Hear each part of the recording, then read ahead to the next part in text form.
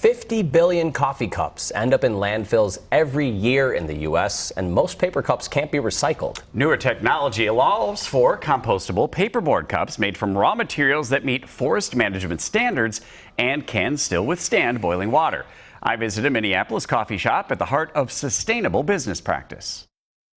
Coffee, community, and conservation.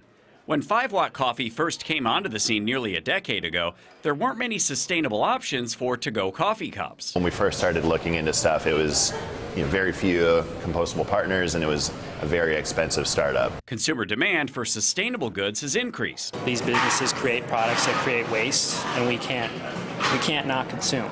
And so it's important to choose something that maybe has less of a negative effect. Government leaders have also taken notice.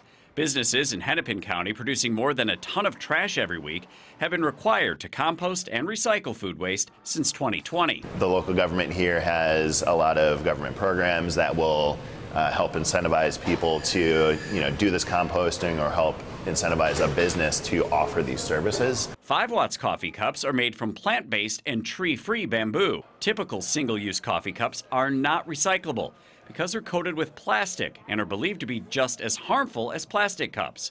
Carter still uses plastic for cold drinks, as compostable cold cups he's tried were too brittle. We've had them in-house before, and we'll have long breaks down the side of the cup, so we're just kind of waiting for the technology to get to a point where we can have fully compostable cold cups that are really durable. Benefits of compostable products include less reliance on non-renewable resources. They reduce food waste going into landfills and contribute to production of nutrient-rich compost. We get questions like, hey, is this compostable? What can I do with this? Can I bring it to a compostable bin? The 2023 Business of Sustainability Index found 66% of all U.S. consumers say they are willing to pay more for sustainable products. That number grows to 80% among adults under 34.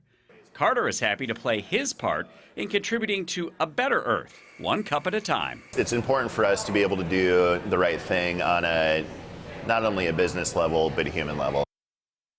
Another way that they help the environment is all the coffee served at 5-watt is roasted on a machine that uses 80% less energy and 80% less emissions than your traditional roasting machine.